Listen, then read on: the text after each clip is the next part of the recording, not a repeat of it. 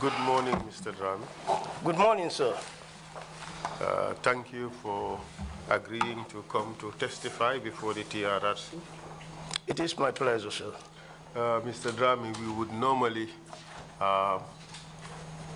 have interpretation in one of the local languages, and I have taken the liberty to suggest that we have interpretation in the Mandinka language. The interpretation is not necessarily for you, but it is to help some members of the audience who are sitting at home and watching the proceedings. But you'd be expected to also listen to the interpretation and assist in the interpretation in the event that the interpretation is mistaken in one way or another. But also you're expected to give your responses only after the interpretation. And that way, everything that is said would be captured. You also requested to allow at least a brief 3 seconds between your speech and that of the interpreter, so that the speeches would not overlap. Do you understand? Understood, sir. You have just taken an oath to speak the truth. That's correct, sir. It's a criminal offense in the laws of this country, and also under the TRRC Act to provide false testimony on the oath or false statement on the oath. Do you understand? Understood, sir. Council kamemvo wala mnyindi ko sedo ye kalota le tumala men ne kalota anu abi kala mutan le nyinna ko Gambia banko kanjang nyimulu atinyalti ye tumala men ye kalota bine la sedan diro dila yikuma soto balovo mulu atinyalti andun TRRC fananjang tumala men ye kalota yikuma so fo me alon ko aman soto o fana mulu atinyalti TRRC la luwa koto aka wala senen dima. All right. You have been adversely mentioned in a few instances. The first is your alleged participation in the torture of Farafenni attackers. Si kono jang ito fota janne kuol to me alonko iko ida bulata ko kono ndo abe kono wolem boy kawo men keta Farafenni o sangola when they were arrested riye muda following the attack on Farafenni barracks. Birimbo in kawo keta Farafenni foka pare inatane imari nyol muda. And this would include Balo Kante, Mr. Dramneh, andung abdol kono Balo Dramneh and Mr. Dramneh, Balo Kante and Mr. Dramneh kontongoning and do kotangodu. Yes. I can get you the full names later. You also alleged to have participated in the torture of Lamin Kabu and crew. When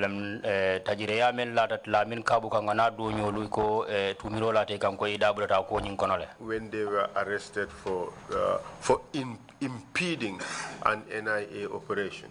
During inata na NIA la do ko nyi inata ni dabula NIA do ko do kono inata ni muda. I know that you have been tried, acquitted and discharged in that particular case. Ngani faham le ko wo kiti yo nyi ye samba kiti bulad la to ye kiti ndi bari luwa nata ni bulale ngo faham le. We are not necessarily sitting in appeal of that high court decision. That is not our purpose. Mantra sirinja nyin kamala ko kafo ko kitiyo nyin ka jube ka murunkan ka jube mantra o siyo jam menketa high court banyu. We are not trying to do that at all. Mantra o kata kuluk fere kam pur ka oke. That would not be within our remit. It would not be within our jurisdiction. What we are trying to do is to catalog or investigate the human rights violations that arose during that incident, regardless of the findings of the High Court on that issue.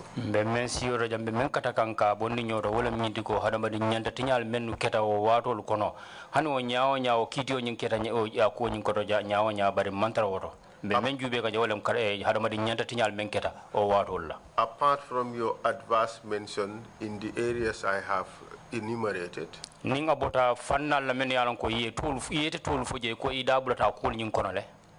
Commission would want to hear the information you have regarding tortures that took place at the NIA, especially along the margins of the investigations that were carried out by the panel in March 2006 following the foiled coup d'etat of Nurcha. Commission belafla ya fo mu jang ya ite longdo men soto tajire ya la men ya lon ko iketa je NIA je to andung abe o kono wolem kabrin 2006 coup d'etat nyim fanan duru cham la coup d'etat bayri ngon fanan nyim mi mol muta men la tawul fanan kan belafla ka o fanan kacha. Are you ready to proceed? I'm very much ready. Pareta la bam pour ngatendem bang. Thank you very much. What are your full names? Itoni konton. My name's Ebrima Dramneh. Ntomu Ebrima Dramneh. Otherwise known as? Dolielong to nyadilla. Jim. Dol kafonya Jim. Date and place of birth? Ila wulu samu lunjumalti ani wulu ramintole. I was born on the 26th of August, 1965, 1965. in a village called Kankuntu, Ikafasate ume Kankuntu, Fonyi Kansala district. Fonyi Kansala Tundokan. Give us a brief description of your biographical information. Silang asutia ya sutiandi dong ila kibaro afdinna bang ila kullata nyamen ila kibaro nyin. Haven't gone through my nursery school. Biringana dindi ya dindi ya karango ke dindi mesangul la karango. It happens. My father traveled to Sierra Leone. Mfama tata Sierra Leone. As you know, in those days there was this a lot of Gambians flocking all the way to Sierra Leone to look for diamonds. Ando wato ni wato men tembeta Gambia din jama wulta jangi kata Sierra Leone pour nyin kamma isita diamond nyin wala je luluo. My father was among those ambitious Gambians that left the Gambia. Mfama beo Gambia dingol lekono men yo hammo soto katawo nyinindiro la je. I hope he found many. He was fortunate. Alaye aharje. I was in the sense Nyama ko Allah blessed him with a family. Alanata dimbaya diala. A very guided family for that matter. Dimbaya me alonko tarakuta alala mansabaya kono. He guided them fanantambite nyato ke to samba be able to practice Islam accordingly.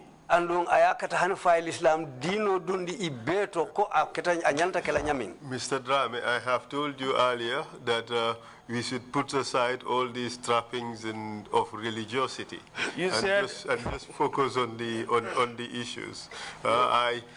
You know, we cannot start invoking our various faiths, and you know that would be complicated. Thank you, sir. Let's keep it simple and stick to the I haven't completed my nursery school. Thank you. I was enrolled in a primary school in Sierra Leone Yendundi primary karambungu to Sierra Leone. called Kwedu Islamic Primary School, Kwedu Islamic primary karambungu to. where I went all to class 7. Data da menghan from class 7. In those days, there was nothing like grade. Otembo grade caring. It's like class 1 Follow to class 1 to class 7, to class 7. where I wrote to more common entrance examination. Damen ngalondi kontibo ke ka for common entrance examination. And I was able to gain entrance to a secondary school. Nasilo soto jele kata secondary karambungu to. In those days, there was nothing like high school or High school secondary school. Ka for senior secondary school. It's either you couldn't make it, Wala mnyenti ni mang silo soto no mang ganya no londi kontibo to. stay put. Yetu inoto. But if you cross the common entrance, But ni londi kontibo nyinganye you proceed to a secondary school. kata secondary karambungol to. It was as a result that I gained entrance, Udalilo le asabu nata dung karambungo to. having passed the common entrance. Wiring a common entrance londi kontibo ganye. To which school? Ansarul Islamic Secondary School Ansarul Islamic secondary karambungo ndata wolto. Where? in Sierra Leone. Sierra Leone banko kang. Which part of Sierra Leone? Kafadame ye Kwedu. Mr. Dramneh, Sierra Leone had the same system as the Gambia, and even at that time they had high schools. Sierra Leone I went to Forobe College, fortunately, and just at the foot of the hill is Albert Academy. I And know Albert Academy was a high school from the early 1900s. in Sierra Leone, Bangkokang.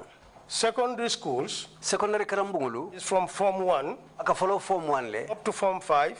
Form 5. And then from the, some secondary schools, Secondary karambungulu lolu bije. they have Form 6, Wole Form 6 both sotole. lower and upper. Wolem lower and upper. But at the time I'm talking about, But in tebe wato men fokang. there was no school at the time that was mentioned high school. Utumo karambunti je ka fo menna utumo ko high school. All the, after primary level, you have secondary schools. Ni bota primary tembo to do kata secondary karambungol leto. Having, Bose School, wasn't it a high school? it was in the sense, but it was a secondary school. Ha asa fono wonya bari secondary karambungolo. St. Edward's, wasn't it a high school? St. Edward's, it was, but they were all called secondary schools. Sona mu woleti bari ka be kumandi secondary karambungol lela utumo. Let's not debate on that. Proceed, please. Equally, Anyonka ahani anyama killing. after spending 3 years, Birina sanji sabake my father had to send me back to the Gambia. mfama yeng murundi nang Gambia jang. Amongst the siblings, Bitung adingulu kono I was the first to be repatriated by him. ayentele follow murundi nang kankina Gambia. When I arrived, Birim futata jang. I was enrolled Yen dundi karammundoto. into St. Augustine High School, St. Augustine's High School. where I finished my high school career. Nana high school karambu kewole to fangabang. There I wrote to the General Certificate Examination Ordinary Level. Jelom nga londi kontibo ke ka fo me GCE ordinary level. Having completed my high school in St. Augustine's, Bringana karambumba bang St. Augustine's. I think it will be interesting to note that the former SG Fadera and the current PS Interior were my classmates. Ngamere asike molye hamme kuti purka lonko Fadera meya atening who is the other person? Ani member permanent secretary ala sai ni bebe class kilingol kono St. Augustine's. Interior, permanent secretary member Hassan interior. Walem Asan Tangara ni bebe karambung kilingol dono. Having completed my high school, Bringana karambumba bang. I enrolled into the Rural Development Institute Nkara ntende na karambumba to ka fulami Rural Development Institute. Walem santo to iriba karambungo. to read development strategies, Rungata yirwa Kenya sarto lukarang. where I acquired my national certificate, Utofana nga certificate soto je ka fama national certificate. which is a diploma Me yalon ko diploma makamo lem. integrated rural development, Walem santo to yirwa doko kunya ludunya. specializing on sociology, Adu nata londo soto me yalon ko letrinta hadamaya kunya ludoko la karola. psychology, Aning mo yalu la miro Kenya. research methodology, Aning kisiro silo lulanya. project planning and management. Anin doku yirwa doku lu fere lando ninga maranya. Having completed my course, Bringan na o karongo bang. I proceeded to seek for employment. Ndata doku nyingola. It was at this time, Otembole mu. in those days in the Gambia, Otilo lu kono Gambia jang. if you go beyond a high school, Nitambita karambumbala high school. if you acquire any other qualifications, Ni londi do fanan soto memu londi santo bundati. your papers will be forwarded to the Personnel Management Office. Ikela kaito lu samba doku lalu be marabunda bale to kaflame PMO. With my case, Atela karola. the institute I attended Karanta karambumba mento. was being run by the community development. Jama yirwandi bunda me kafai community development wollebe o karambu tamandi kanwotumo. At that time, Otembo. which was under the Ministry for Local Governments and Land. Anu tumo wobe minister bunda le koto memma taman sakundari ngul nimbanku kenolla. So automatically, Bitung atembeta nyinyama ko. my employment was swift. Yentela do ko ta tariyandi wole nyama. Subsequently posted to Jarume Koto. Bitung natan samba katan samba jarume koto saate oto prunga do ko kije. And at Jarume Koto, Be jarume koto I spent 4 months na karnani kije. And I discovered that nataje ko what I was doing, be men ke kan actually I did not like it. malla fala There was something that I thought I liked, kudo bije ngambira ko lefta wolela and I felt I had to do that. ndung nyin dun tan kono ko woto nyanta wole kela At that time, otembo I was employed with grade 6. yen tap tembo mento do ku bunda makamo nyeng be grade 6 le I had all along, having read a lot of novels, bayre ngabu ko jama karang nyi saferu bukolu I had the admiration for becoming an intelligence officer. nata nyin hammo soto pour ngake e do ku lati melna do ko sitara dendin kullo kibarolu la karola It was as a result of that, o dalilo le ya sabu in one of our gatherings with among my peer groups, nkafu nyolu kono na bendo sotonta I told someone, I said it's unfortunate nkodoli enko nyi mukuleti men a manka nyama that a country like the Gambia banko membe ko Gambia does not have an established intelligence organization. imam bunda lorin soto me ya lonko wolem londi dinkaring doku bundati You wanted to be a spy. Exactly so. ilafta kanon ke kunun ko kullo suñalalti Very true indeed. muto nyalti He immediately condemned me. ayendo ya He said, no, there exists one.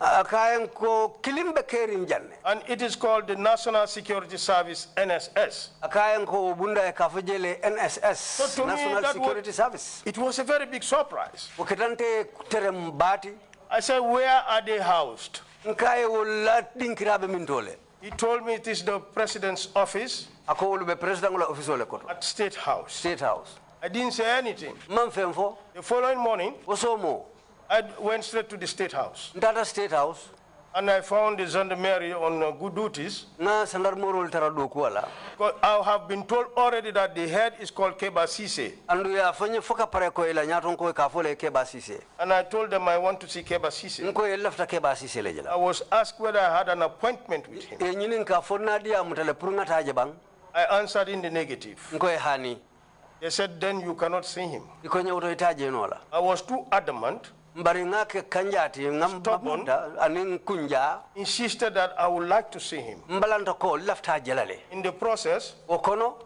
I was arrested. ye muta I was detained. yen sindi dulakile I think, Council, you can agree with me, my rights were violated. bitu ngalon ko je bitu yem fanana nyanto tinya I was detained the whole day. tilo mume o yen sindi dulakile In the evening, uraro they released me. yembula I went home. nsaita The following morning, asomo I went back to the State House. muruta State House kota I ke said, I want to see Keba Sise. nko e lafta ke basise le jela And I was, so, were you not the one who came here yesterday? ko nyam faytele manna jankunu I told them in the affirmative. nko e ha They said, but why are you insisting?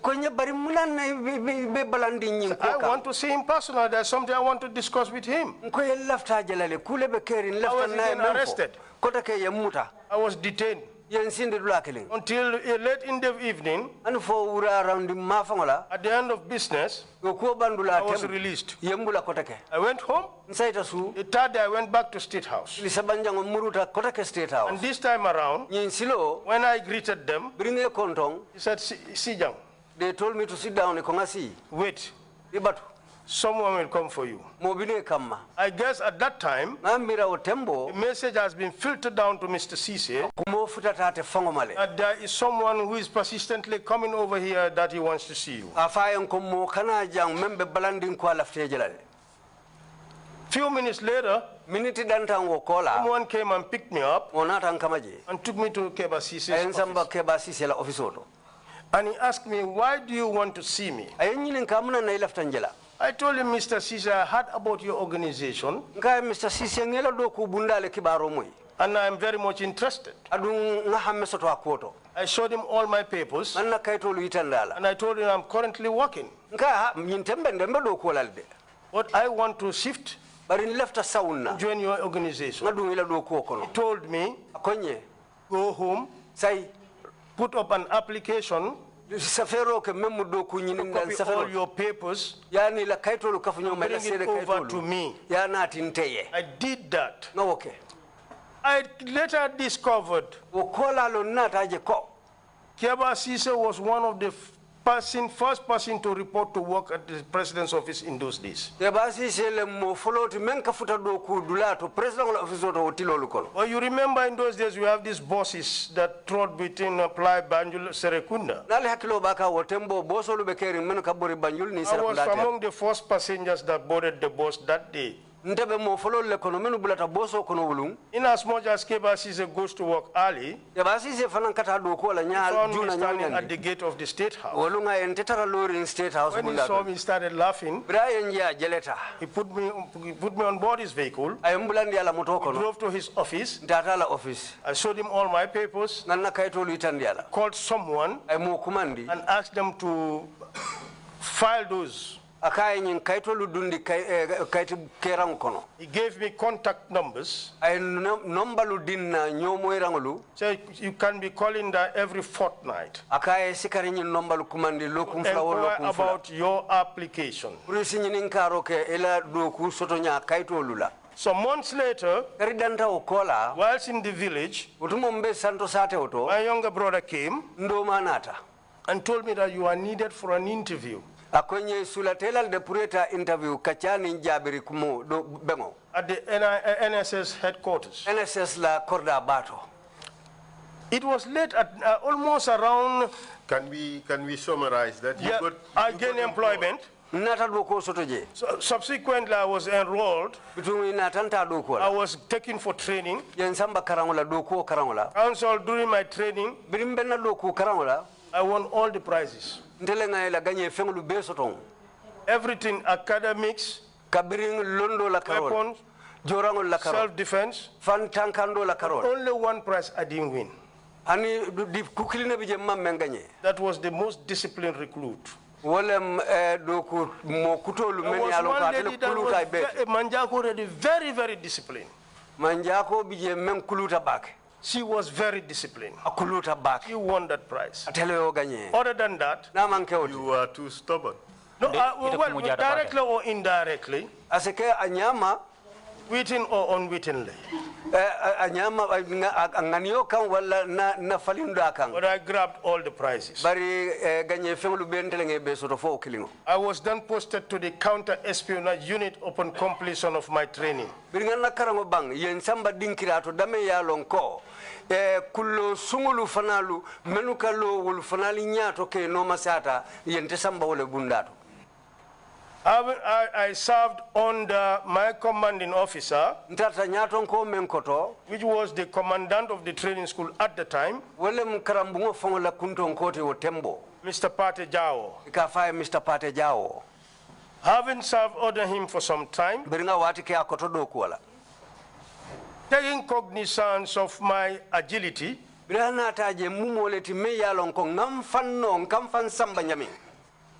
I was able to make use of weapons, coupled with my expertise in self-defense, there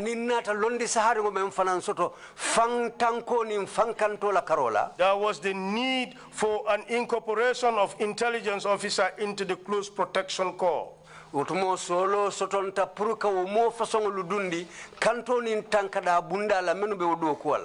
redeployed to the presidential guards. The first president of the Republic, the late Sadauda, and his immediate family, I have protected them nationally and internationally. Council, I set up a record because things that I did there, which I think, I know is off record. Let's proceed, sir. Having served there, the day before the 1994 coup, from the intelligence collection, we believe that coup should have taken place on the 21st upon arrival.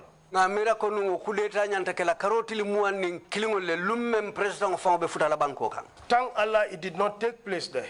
Bari ala tentu amanna ke wolung. Because I was in the close protection corps that received His Excellency when he was from holidays. Kadun tebe balama kantarla le kono mennu ye president o kanta bira futata banko kanja wolung. Because I thought if it had taken place at the airport, as planned, we would not have survived it. You will not survive it all. I would not have survived that. Yeah. While His Excellency was taking the guard of honor, I was the bodyguard between him and the soldiers. So there is no way you can touch him without touching me. And I think Mr. Dramneh, we understand there was no guard of honor. There was. Well, I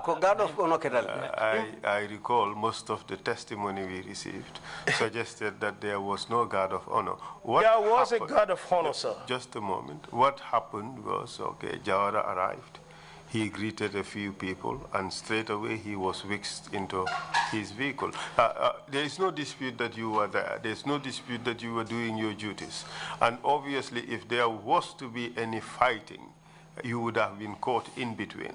But the evidence we received is that there was no guard of honor. But this is an immaterial point. It's immaterial, but counsel, there was a guard of honor, and Edward Singate was the guard commander. Well, Edward Singate did not suggest that there was a guard of honor. There was. My recollection is right. But let's move on, and then we take it from there. The record has noted that you suggested there was a guard of honor. There was. Proceed, please. We arrived at the State House. Mfutata State House. Upon him being housed, we dispersed. Because on that very day even, I was not supposed to be on duties. For whatever reason, I was called to go to beef up the close protection corps. That was fine. The following morning, the coup took place, and everything changed. And subsequently, the NSS was disbanded. It was disbanded and named the National Intelligence Agency. Yeah, NSS Janjang iko National Intelligence Agency, NIA. A new agency was created. Very true, sir. And you joined that new agency. I was sent back to my parent body, which was the Intelligence Corps. Ya murundi na doku bunda kafokono memu kullo fanung bundate. And you rose through the ranks. I rose through the ranks. Tell us the positions you have held. Before we get to that, there is no department at the NIA that I have not manned, with the exception of the mechanical division and the technical division. For machine doko be karo menna aning nying meche doko be karo menna mawol drone mara. Just briefly enumerate them. That's right, sir.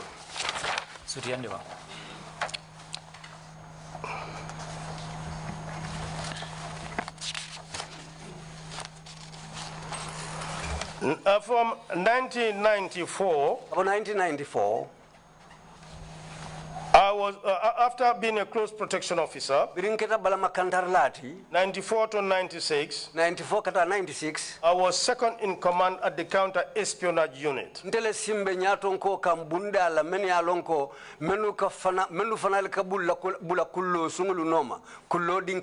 Also a trainer at the training school. From 1996 to 97, I was section head of the economic sabotage at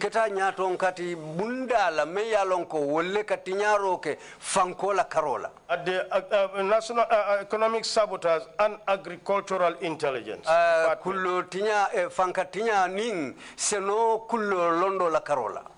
From 1997 to 98, I was again redeployed as the head of the counter-espionage unit. Counter-espionage unit,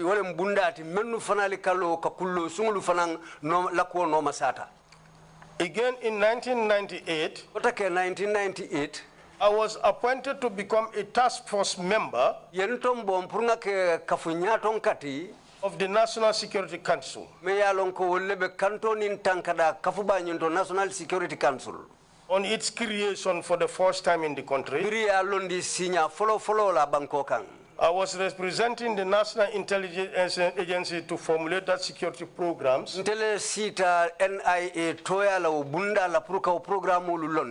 And to prepare guidelines countrywide.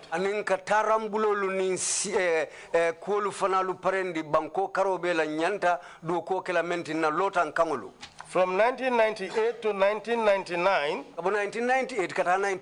I was head of investigation.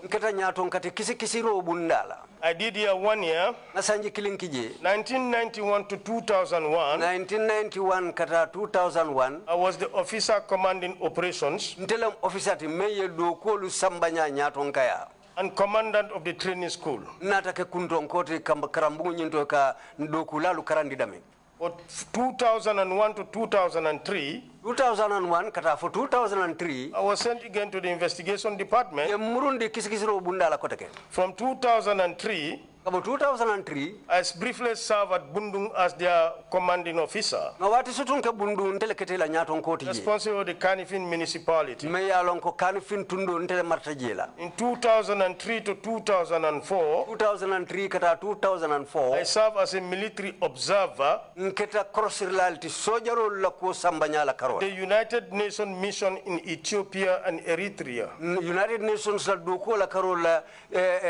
Ethiopia and Eritrea. It will be prudent to note that whilst in Eritrea, I found a father figure, a Gambian, Mr. Gomez. Mr. Gomez. He once told me that the chairman TRRC, Mr. Cisse, then Secretary to the Secretary General of the United Nations, Kofi Annan, Secretary to United Nations la Kunton Kabala Karola, that the gentleman works 26 hours a day. So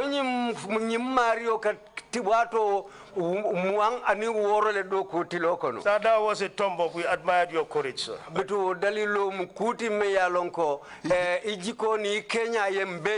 And when you came to the Gambia with the then Secretary General,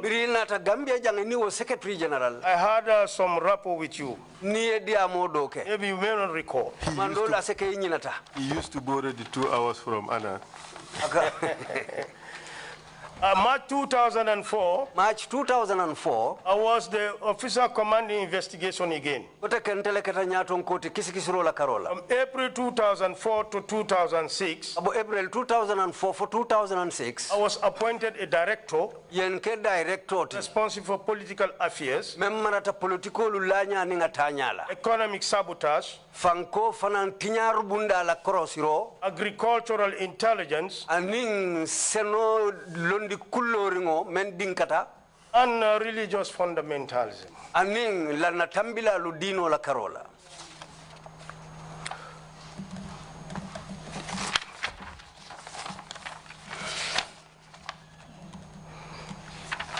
And in October 2006, I was appointed as Director of Operations. June 2008, I was appointed Director for Internal Security.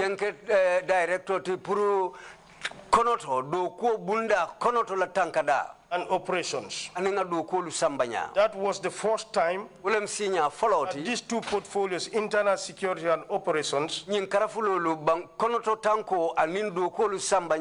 were merged. And I was privileged, the first person to serve in that portfolio. In 2009, I was dismissed from the National Intelligence Agency. For reason best known to the authorities. Up to today, I don't know why I was dismissed. 3 years ago, I bumped into somebody. He told me I was the cause for his dismissal. He sat 7 years without working. I said, what are you saying? He said, he was asked to make a statement against me. When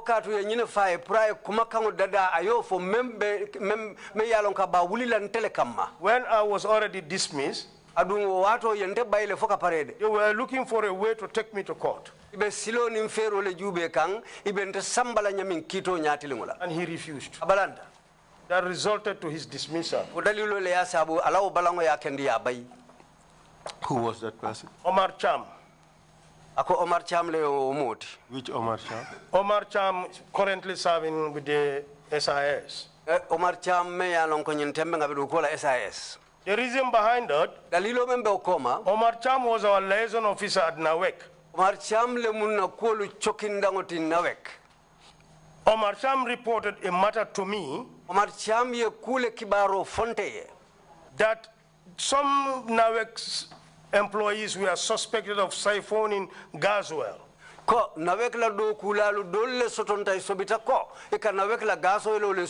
generator, which was G8, that was newly installed, they found spillage beneath the engine. Gas oil. And the suspicion was that probably fuel was being stolen. Those who were on duties that night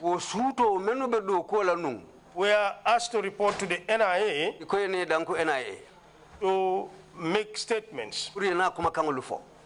I informed the Deputy Director General, but the Deputy Director General forgot to inform the Director General, Numo Kujabi. Bari ndenga kibaro fomeye mensimbe kuntonko kan anyinata ama kibaro sindi kuntonko manumo kujabi. When these NAWEC workers came, we probed into the activities. We discovered that on the whole it was nothing like fuel being stolen. It was oil leaking. Leaking, exactly. And as a result, before 1600 hours, they were released on self-bail. It happened among those that were brought in.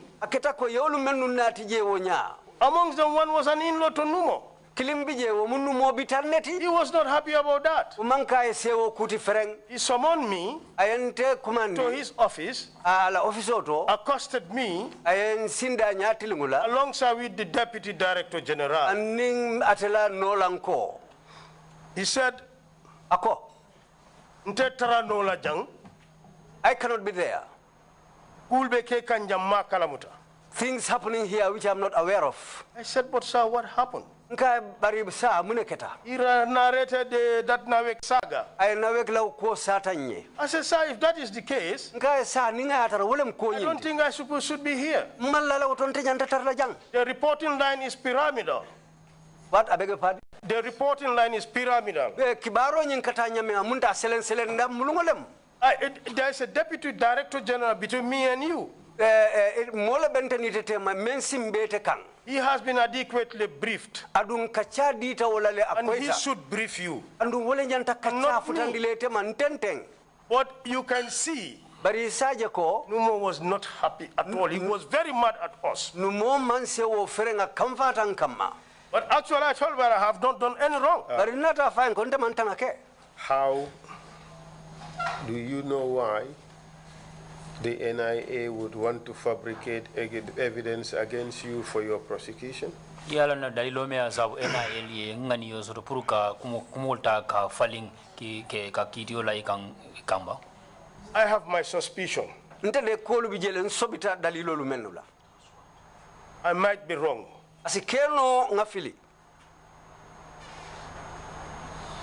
It would have been The information given to the executive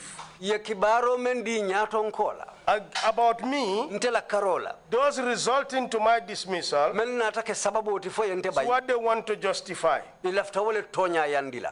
And who would do that? I think Numo. Was this normal in the NIA? Say again? Was this normal in the NIA? I wouldn't say so, sir. That I wouldn't say so. But you've worked at the NIA extensively. In fact, from inception. Correct? Very true, sir. You did not only work in every department except mechanical. Mechanical department. You in fact headed every single one of them.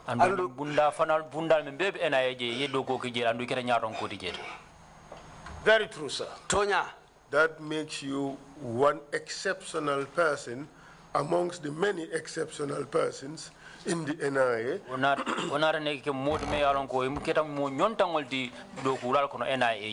That's correct, sir. With great knowledge about the workings of the institution.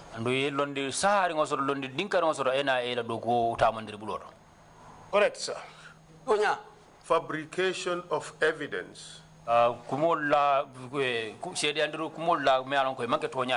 To do people in was a common feature in the work of the NIA.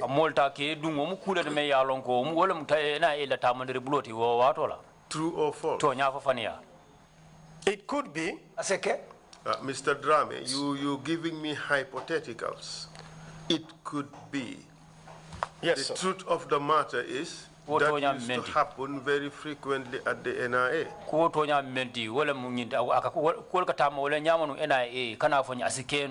This is a tangential point, but it's a very important one. And I would want you to answer directly. Not just from the point of view that you may have been a victim of that. But the fact that this was a modus operandi of the NIA, this was part of one of the tools they use in their work. Fabrication of evidence against people.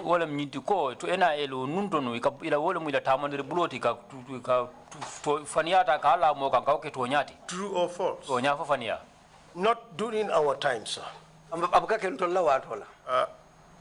After the break, I'll bring you evidence. Even Dramneh himself wrote memos lamenting or criticizing the NIA for fabricating evidence.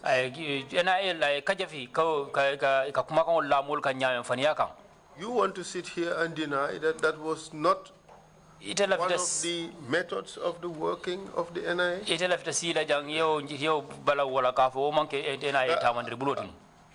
I wouldn't want to deny what you say, but I wouldn't say something that I don't have evidence on. Mr. Dramneh. Mr. Dramneh. Don't try to dwarf the level of knowledge you have about the inner workings of the NIA. You are one of the longest serving members of that institution.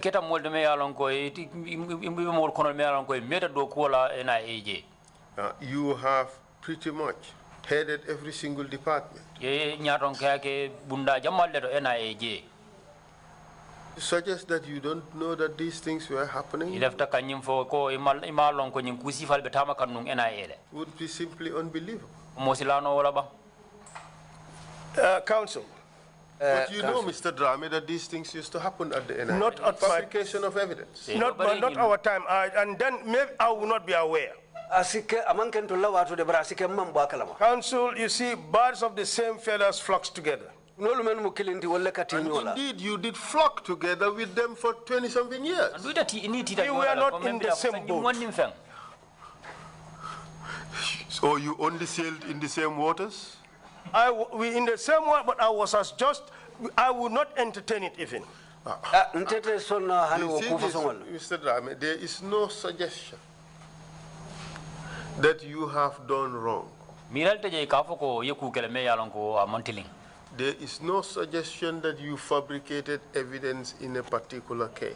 Okay,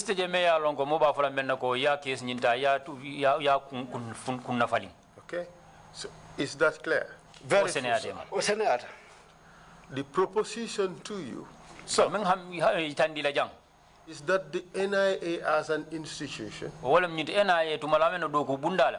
used to fabricate evidence against people. One example is the so-called fabrication of evidence against you.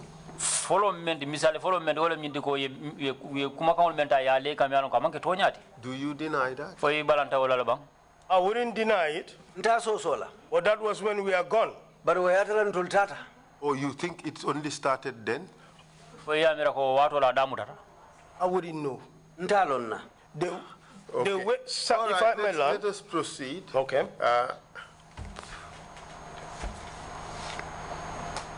You definitely know a lot about the NIA. You definitely do. Even if you deny it, it's palpably obvious, crystal clear, that you do. You could not have headed all those sections or divisions of the NIA without having institutional memory.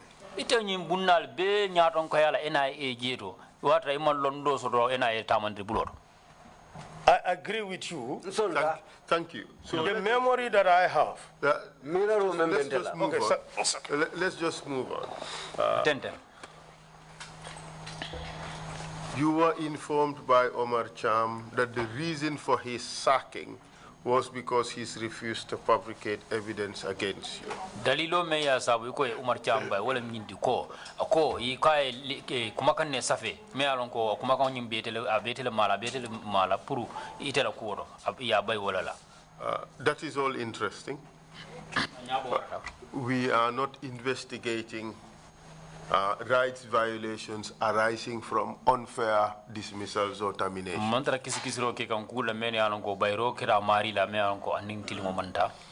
So we would skip that. But now let's talk about 1996. The Farafenni attack. What happened? How did you come to get the information and what happened? That fateful Friday morning, I left my home for work. Whilst waiting for a transport vehicle to Banjul, then I used to I live around Tabokoto, Piccadilly area. Very lucky, I had a lift. And the gentleman giving me lift happens to be the Director General of the NIA at the time, Sambaba.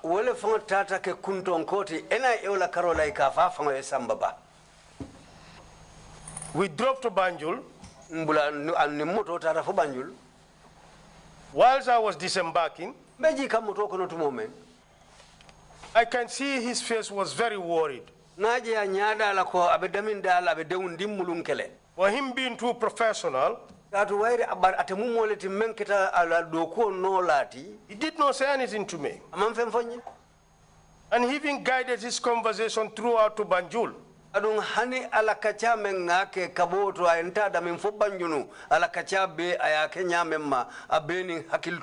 When I reported to my office, I was told there is an attack at Farafenni barracks. I said, what? I ran straight to the Director General's office. I told him, sir,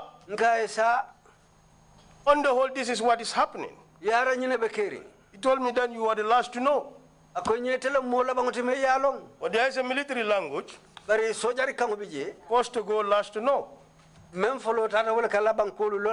now that I'm aware, I told him, sir, We only have one liaison officer in Farafenya at the time.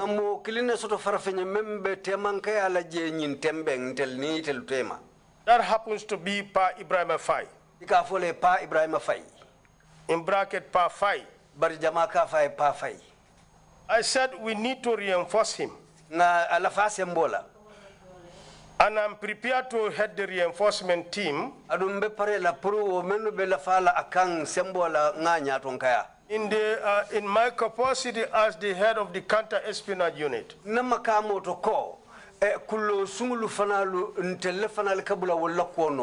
Taking cognizance with my experience and expertise on weapons and other military training.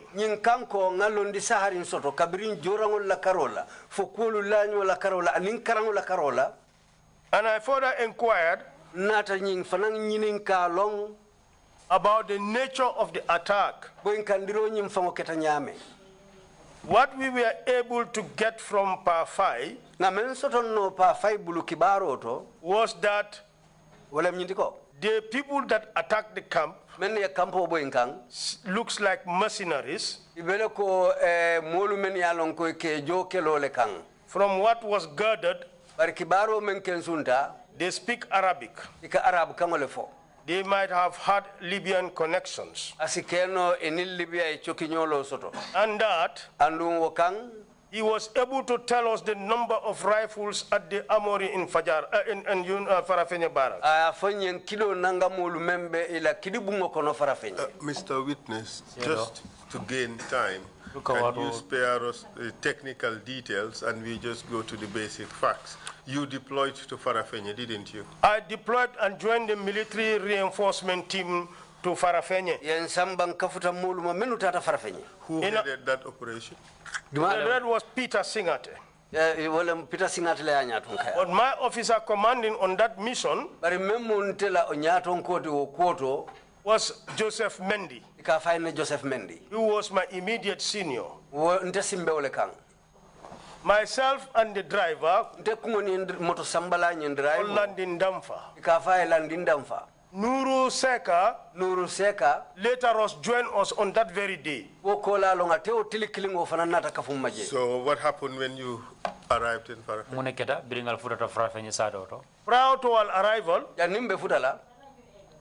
we decided to move in tactical way, sir. There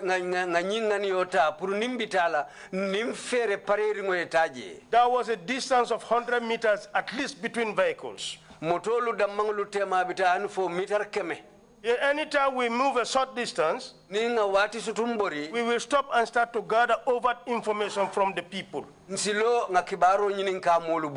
was one of those stoppages very close to Baobalong crossing. Anytime we stop, the troop does not stay in their vehicle. They will flank and take covers within the bushes,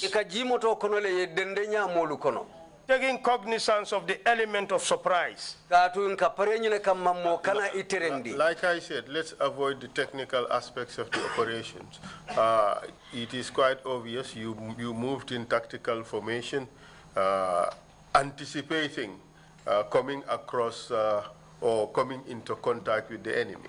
Isn't that what happened? Very true, sir. Oh. At what point did you come into contact with the enemy, if at all? It was even at that place, Baobolong. And what happened? When we moved a bit further, we found a gelegele with almost all the rifles of Farafenya armor in that gelegele. Then the suspicion arose that this vehicle must have been used by them. We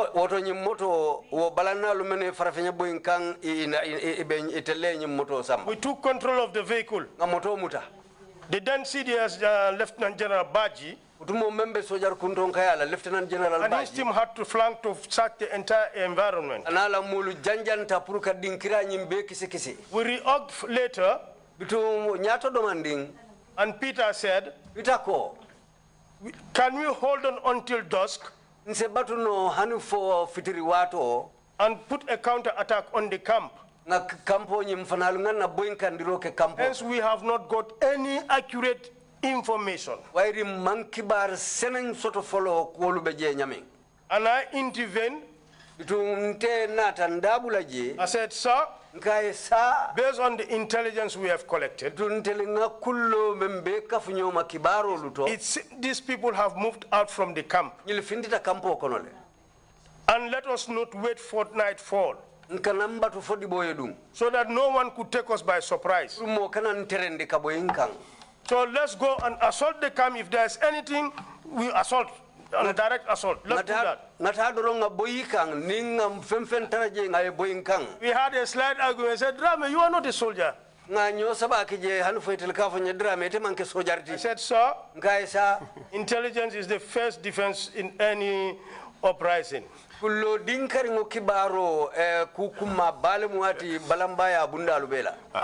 Interesting, all that. But like I said, I will hasten it, sir. Yes, we don't want to deal in tactical issues of the military and things like that.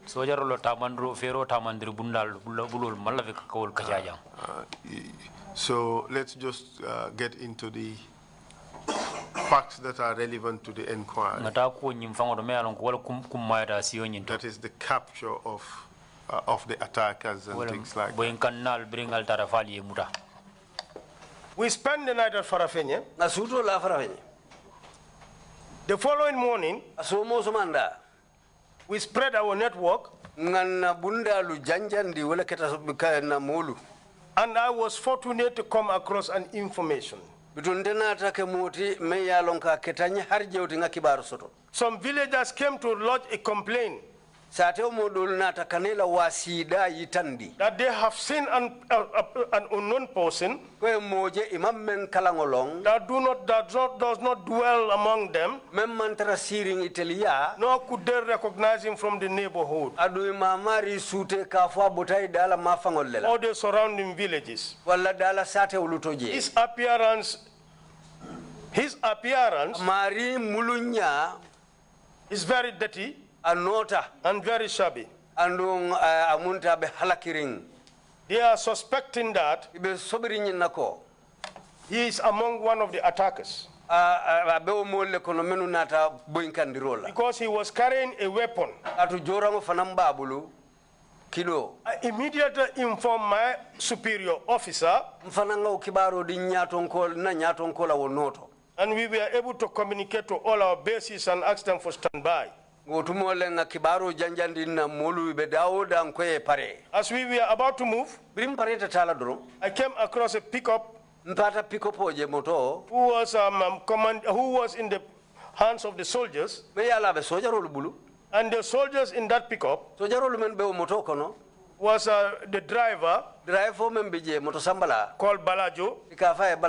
You have a gentleman, Kopul Omar Ndur, is of late. And currently, Dam Job. And I stopped them and asked them, the weapons that you are carrying and then the ammunition in your possession, would it hold an enemy fire for 1 hour? Omar responded in the affirmative that if they do not go on fire on automatic, it's possible. While I asked that question, again, Mr. Witness, let's not. We arrived at the scene, and then they took cover. I decided to enter the building where this person was hiding. And I told them, we are told that he's armed. In the event you hear a shot, it means he has shot me. Then open fire on that building. Omar Ndur said, then let's go together. I entered before him and met a gentleman sitting on a bed. When he looked at me, he decided to go for his weapon. I sprung on him. I was demonstrated agility. I was able to control him. Omar was able to push the weapon and get control of the weapon as well. All the self-defense training came into play. Very well indeed. You captured the enemy. Nuru came, assisted us. Very instrumental. After Nuru Seka, after he's an NI officer, having subdued the gentleman, he was able to hold him for me until I'm able to cuff him. In front or at the back? In the house, we cuffed him in the house. You know, when we bring him into hands cuffed behind his back or behind the back, sir. I know I violated something. But that was a worse situation, sir. What did you violate? Sir? What did you violate? Because I made to understand, even if you cuff someone very tight, even if you are violating his right. How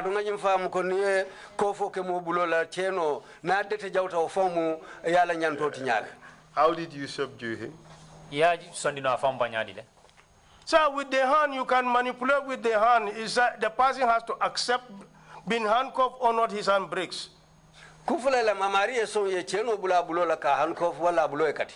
Proceed, please. We put him in the pickup, arrive at Farafenyan camp. The moment we disembark, the entire camp shouted, I tell him, I tell him, I tell him, I tell him. That's the man, that's him, that's him, that's him. I said, I tell him, Muneketa. I said to them, that's him, what has happened? I was told, they said. I was told, they said, he was responsible for most of the killings that occurred at the camp. Someone shouted amongst the soldiers, saying that this man beheaded Mr. So-and-so. He slaughtered Mr. So-and-so. Was anybody beheaded? He was caught, just slaughtered like a sheep. He was slaughtered. Was somebody slaughtered? Yes, sir. And also, it was realized, other than the sentry, Guard Commander Sidibe was the only one with weapon at the time. So he was the one exchanging fires with them. But the Farafenni attackers did not attack Farafenni with any weapons. They recovered weapons from true, sir. From the center. Yes, sir. That's true. Proceed, please. 10-10. And they said, that same gentleman was the one who killed Sidibe. When Sidibe ran out of ammunition. That too is hearsay and is unverifiable. But it's important that we just we are capturing it in the way it should be. Proceed, please. And they said, when he arrived at Sidibe, I junjunne, I like he shot him once, I junjunne. He shot him continuously. You see,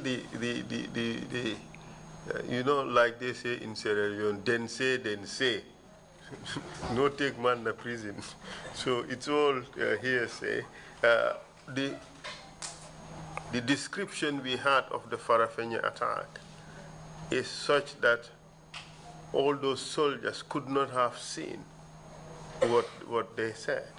Because during the attack, most of them ran away. They scampered into the bush. And having scampered into the bush, they did not see all these things that were happening. But the important thing for us is, it's not in dispute that these guys attacked Farafenni. It's not in dispute that they killed our soldiers, most of whom were not armed. It is also not in dispute that they went away with the contents of the armory. All right. So you captured this guy, you went to Farafenye barracks, you received some information about the attack. Now take it from there. We said if anyone touch him, you will have to do the explanation that he's supposed to do. My commanding officer communicated to Banjul, and the instruction was to take him to Banjul forthwith. He asked me to escort him.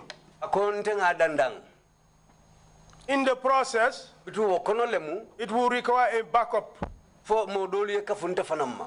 And we got the backup from the military. We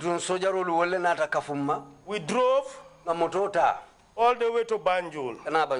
We arrived in Banjul almost after Isha prayers.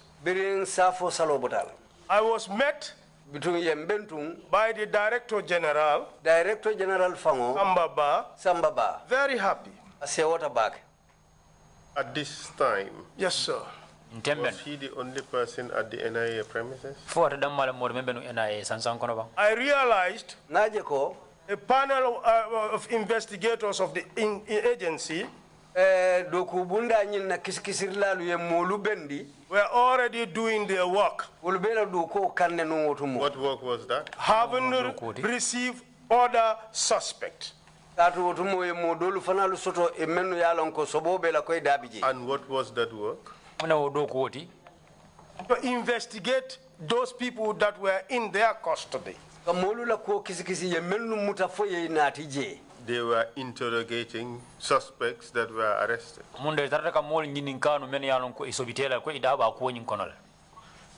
Counsel, I was not there, but I knew that was the purpose of why they were gathered there. Because I did not come across them interrogating. I did not went there. I hand him over because the DG called Mr. Barry. Mr. Barry Kumandi. Which Mr. Barry? For the Barry. To receive. I think he dispatched somebody. But frankly, I cannot recall who actually received it from me. But I know he was a staff of the agency. Then I was summoned to go to the office of the Director General. Why I went there, when we were leaving, we had no logistic. No feeding, no nothing. Mr. Witness, you are aware that those who were arrested were being questioned. Of course that I know, sir. And in that process, they were being beaten. I did not even enter into that place. I was just coming from Farafenye, very tired, sleepless, because a night before that we patrolled the whole night.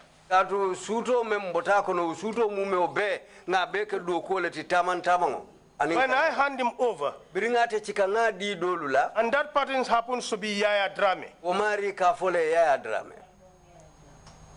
I was summoned into the office of the Director General. He gave us our operational funds, and I signed for everything, and I took off with the driver home. Evidence we received that those people were tortured. And you are present there and participated.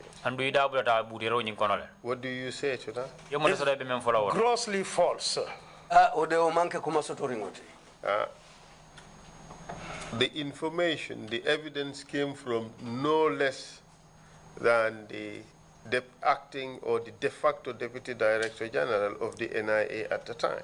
Akuma ka nyambo hani mo kilim bulo ko ninga manke mola me alon ko atele benu jubero ke kanu ida nyaton kala korda ni ko mem NIA o watola. He's lying? He's lying, sir. Abefanial. I am sure right now, as I'm testifying, if he listens to me, he would have remembered. Are you suggesting that he may have forgotten, or are you suggesting that he lied? Let me be so disciplined with you. Maybe he forgot. Notwithstanding, he was my superior officer. Why would you think put you there? He was not that operational person. He did not claim to have been operational. He said he headed admin and finance.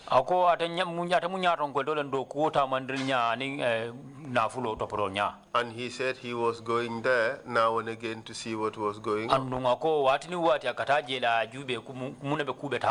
And he was able to place you there amongst other people.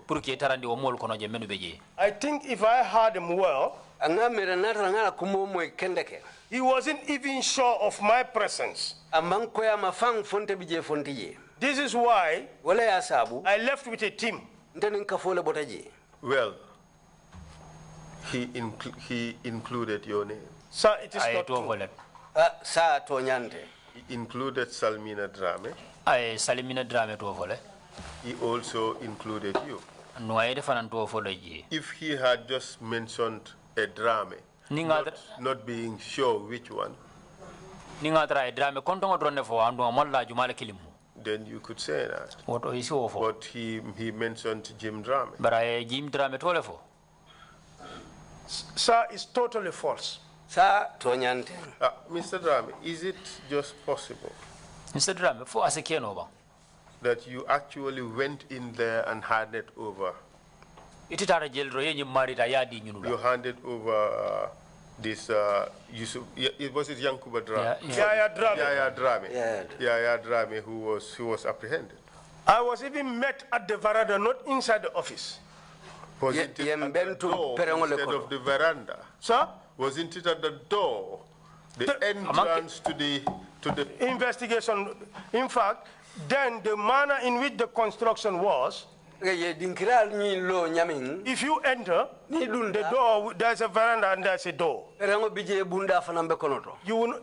a wall, you will not see nothing. You will need to curve on your right, get to offices. Likewise on your left. So the entrance to the hall. Investigation department. It was not the hall even. Yes, but you went up to that entrance. Not inside, but to the entrance, where I hand them over in cuff. But you peeped inside to see what was going on? No, sir. It will be interesting to note. When Balo was testifying, I asked Jumalem Nyinti. Who is this? Let me learn, sir. Stop this farafenya attack. These are the people who attacked the Farafenya Barracks. Other than Yaya Dramneh. Yaya Dramneh Kola. I have never set eyes on any of them. I was in a reinforcement team that went to Farafenye. When we escorted Yaya Dramneh to the NIA headquarters, and I was given my operational phone that night, alongside with that of the team that were at Farafenye, I went home straight and slept. All that could have happened. No dispute about that. It is also possible that you could have entered that building or that room where the interrogations were taking place?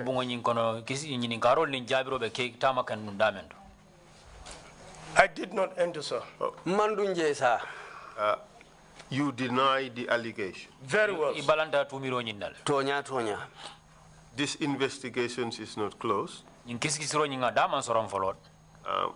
More information about this could emerge. If that happens to be the case, and it's relevant to you, you'd be informed and you would respond. All right. But the important thing is to be as honest as possible. Because if a person who lies to the commission would not be entitled to amnesty. So I just want to flag that so that it could guide how you testify. The ultimate objective here is to bring out the truth. So we all reconcile later as one family. And we forgive those who are forgivable. And then we move on and focus on national development. Your evidence, your testimony is that you did not participate or even were not present in the torture of this Farafenya time.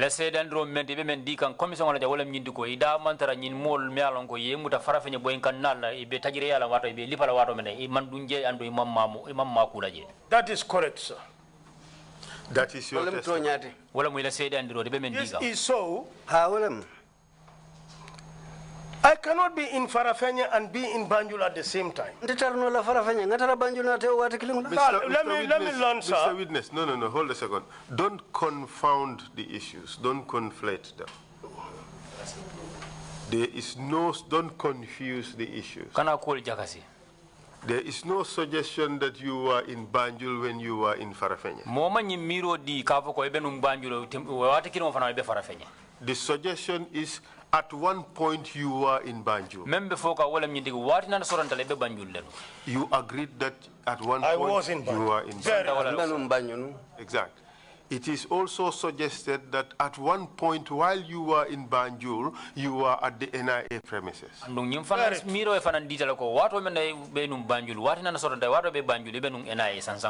True, sir. It's also suggested that during that period, you entered the building where the investigations were taking place.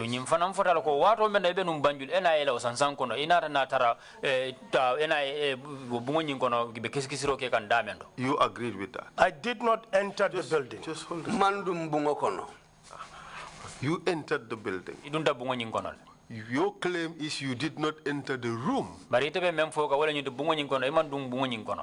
The room where the interrogations were taking place. You see, in our languages, maybe we don't have the word for room as opposed to the house. Well, in Wolof we says, duganga ci neeg bi, why dugo ci cabinet bi. All right. You did not enter the room. I think that is the point of contention. You said you stopped just by the veranda facing the door. The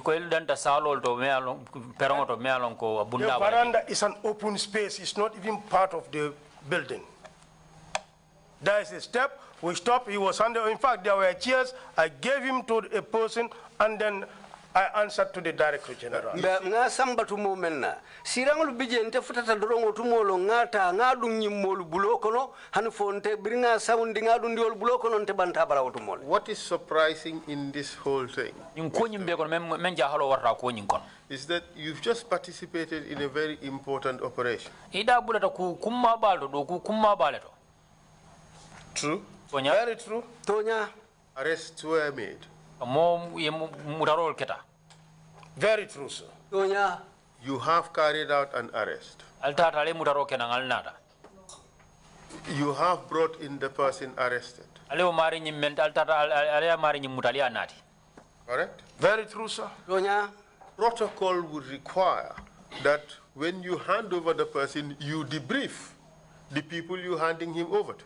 Do ko ya kani sartol ya kani nyame altata mari nyime mura ninga nata foisi kumala itanaro ya dunga mari bulo foisi kumala kan. The rules would require that you debrief that person. Do ko sarto ya obeka kani nale nata foisi kumala kan. This person, he is arrested at this particular place at this time. This is where you found him. This is how you found him. This is what you found him with. Mari felan tata ngamuta nganati ngamuta nyi montro wato la ngamuta nyi dinkira ngamuta nyi alhala nyadi alhalo le nyol kono iko fole. Wasn't that to be expected? Fo mo manya na ujikila ujiko sifal soro kuma sifal soro le mari buluba. That is what is expected, and it was done. Jikobe olela alwa ufana nata kele. To who? The Director General, because I was asked to report and take him to the DG. But Director General, you don't debrief the Director General because the Director General is not the person handling the witness. First of all, you would have to brief the person handling the witness, and later you debrief the Director General about the general operation. The Director korda tiyo nyingi manke mwote me alako nyena tala kumul sandala wole menketa alda mutari dulato. Ibadi la menna nyena kumonyi satala wole ni bota wota isana da Director fana ya fudandama. That is required as a matter of procedure, isn't it? Do ko sartol ta mandri bulol ya landi wole nyama. My orders were. Just answer the question first before you go to your orders. That was required as a matter of procedure. That is correct. Did you do that? We didn't do that. I had an instruction. Mr. The other thing is, you participated in this important operation. People were apprehended. You brought this person. You went up to the door of where these investigations were happening. You did not enter to see what was there, what was going on, who was apprehended.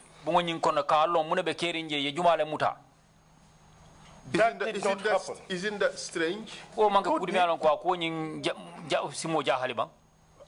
There is a reason to that. Let me just finish. The last point is, you are to be deployed again to Farafenye. The information that was already available at headquarters was needed to enrich your knowledge for when you go back to Farafenye. Isn't that true? It was in the negative. No. The question is, the information that was already gathered was necessary, was needed to enrich your knowledge for your redeployment back to Farafenye. It's supposed to, but I think that could have been done, reporting that to my commanding officer. But here you are. The information is right there.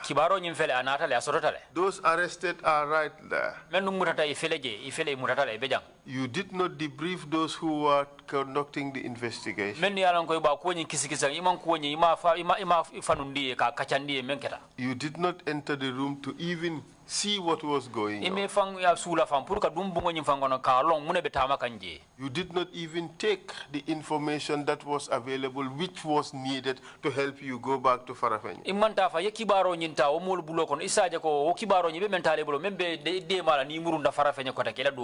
You did not even satisfy the basic human curiosity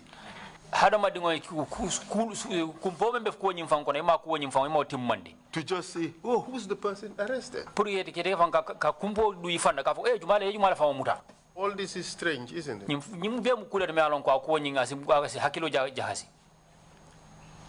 Can I explain now, sir? Answer the question. All this is strange. Just answer the question. According to you, it's strange, sir. According to the reasonable man, according to Mr. Dramneh. Trust me, sir, it's not strange. Lanna amanke ku kawakudi. The discipline that I worked for at the time was based on the principle of compartmentalization.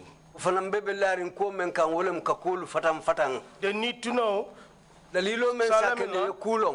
need to see, they need to take, and they need to retain. But let me ask you this question. So, you had a need to know. Answer yes or no. You had a need to know. I need to know, but it was transmitted through a superior officer, not me. Let's answer the questions directly. I need to know. You needed to know. Yes, sir. You did not go and find out. And you were there. It was in your cusp. You were there. You could see it. It's right there. Okay. You also needed to retain. But you did not even take to retain.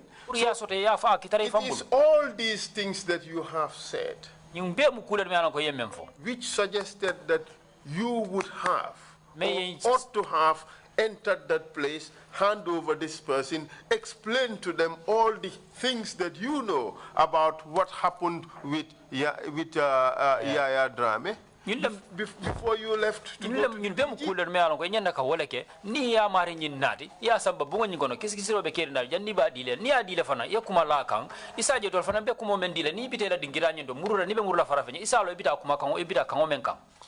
This time around, it was not so. My orders were, take Yaya Jammeh to Banjul, hand him over, instruction from my commanding officer, which I did. And then if they were going to communicate anything, they would communicate to him and not to me, sir. He was the one who told me, take him to Banjul. So with me, my role was escort Yaya Dramneh to Banjul. Why didn't you stop at the ferry? Which ferry, sir? At the Banjul terminal. You would have arrived in Banjul. Well, my instruction was to take him to headquarters. You could have stopped at the gate. I have to hand him over. You could have stopped at the gate. That would be an incomplete mission. And I was given that is precisely the reason why you took him to Invest and handed him over to them at Invest. But you told us you did not go to Invest. No, the building is in the Invest building. It's not inside the building. We did it at the door. Everything, there are chairs. I did not enter the office. I did not get in there. I did not have any discussion. Neither did I take any brief from them. Dramneh, go hand him over. I did so, and hand over. They said, "Idanku dijila." When I took him, bring us somebody, Mfutata Bundato, Sirangulu Bije, Ikongadi, Menulanga, Chikangadu, Bulokono, Ntela Kulu Dantajele, but bring Obeke, Fongambandi, Wonoto Konyenko, Te Danku Dijila, where in Tenyanta Menkelanga, Timandi Otum. It therefore means that when you arrived, the DG was not within that vicinity. DG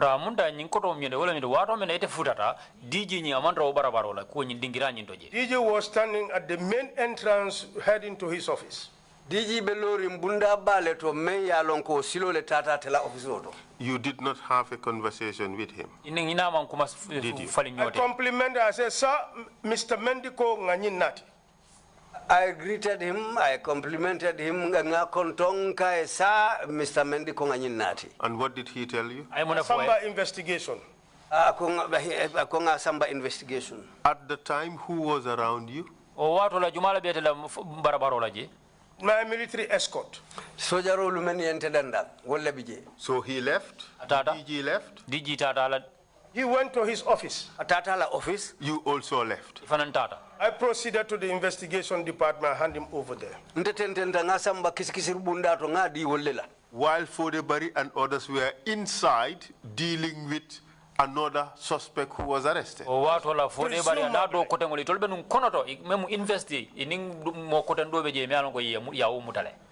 Presumably. So you went in there to deliver this person. I did not enter there. I stopped at the door and hand him over to the person I was asked to hand him over to. But how is that possible? It would mean that this person sitting in there would have to have telepathy. That here is Mr. Jim Dramneh coming or arriving with Yaya Dramneh. So let me go and receive him. Mr. Dramneh, Jim Dramneh fela ni Yaya Dramneh kana. Or mbarunga nga bendu nga mari muta bulu. The manner of transmission. My officer commanding has adequately briefed the Director General. And I am sure the Director General was there to see and receive. Director General Fanambijele pour asaje anim fanan kanyim and must have transmitted the information gotten from my OC to the investigators. And as a keno ayo kibaro fanam men soto OC ma aya futandi kisir lalu male. That is all possible. And we don't dispute that.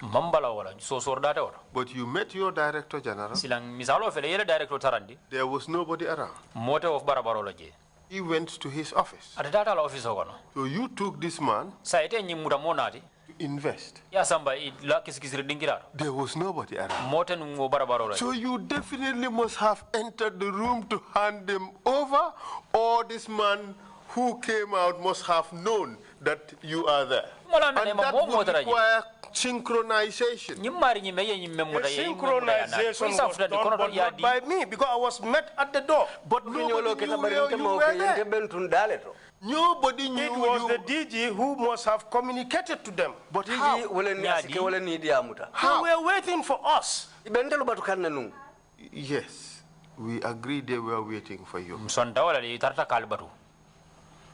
Okay, you met the DG. You had a conversation with him. He told you, take him to invest. He did not say to you, wait for invest to come and get him. He ordered you to take him there. Correct? Very correct, sir. And then he left. You also went to invest. He went upstairs. And you went where? Downstairs. Exactly. So you would get to invest even before he gets upstairs. Because he would have to climb the stairs. So there is no room for synchronization, for communication with somebody else to come out and meet you. The fact of the matter is you went in there and handed over this person.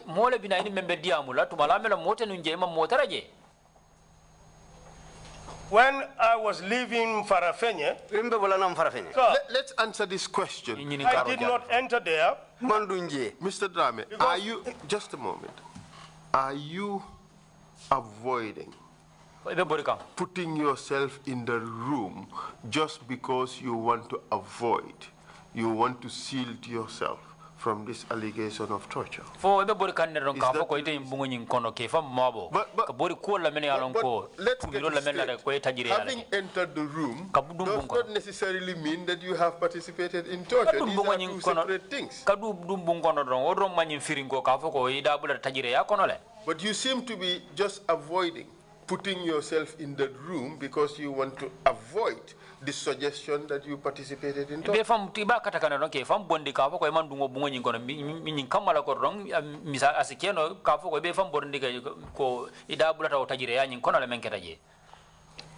Counsel, I don't have a cause to lie. I was going by instructions. We've dealt with your instructions. Let's just answer this question. I did not enter the room where the investigation was taking place. Okay. So then let's move on then. We leave it at that. Right? Like I said, the commission will receive more information in this.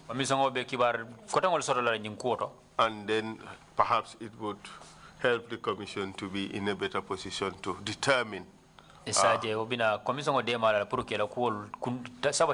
whether you are in there or not. All right. So the other accusation, perhaps maybe this is a convenient time for the first break. I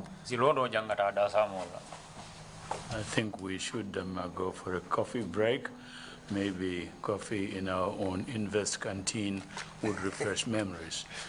So we can take a 30-minute break, come back at 12:30 sharp. Meeting is adjourned. Thank you.